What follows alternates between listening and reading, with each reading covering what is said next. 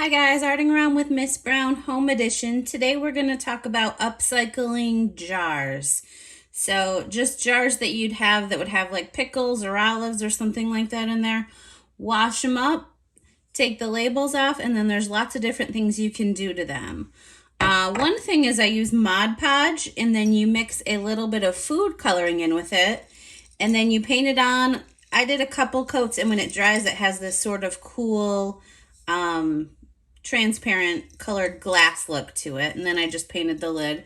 So that's one example. Another thing you can do is you can get chalk paint and paint jars. Here's a vase that I did. I like to kind of, after I do them, scuff them up a little bit too. I think that's kind of a neat effect. So that's another example. Here's another chalk paint one. I had those old canning jars. So painted it, scuffed it up. I also made a candle and put it in there, so that's an option.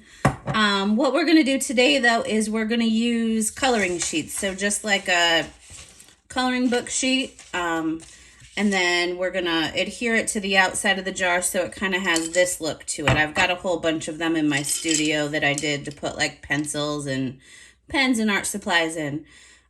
So first step you're going to do is you're going to kind of measure your jar and cut the paper to fit on there.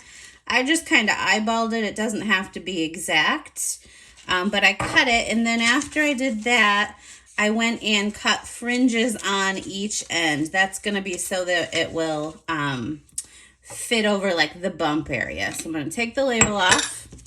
What you're going to do is you're going to use your Mod Podge and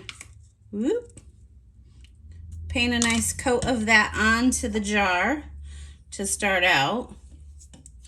Mod Podge is just kind of like a thick glue that you'd use for decoupage and other craft projects. It goes on white but dries clear, so even after I do these jars, I paint a coat of it over the top of it and it dries clear. I'm just going to do a little area. I'm going to stick this on there just to get it started.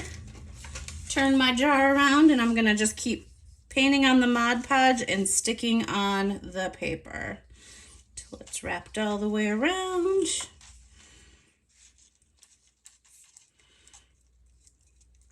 You can put a pretty heavy coat on it.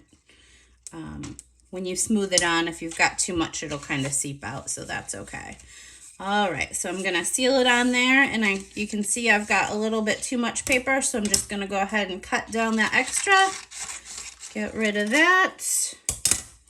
Where I hook the two pages together, I want to make sure I have a good amount of Mod Podge. So I'm going to just paint some of that into that area, seal it down, and then go over the edge too.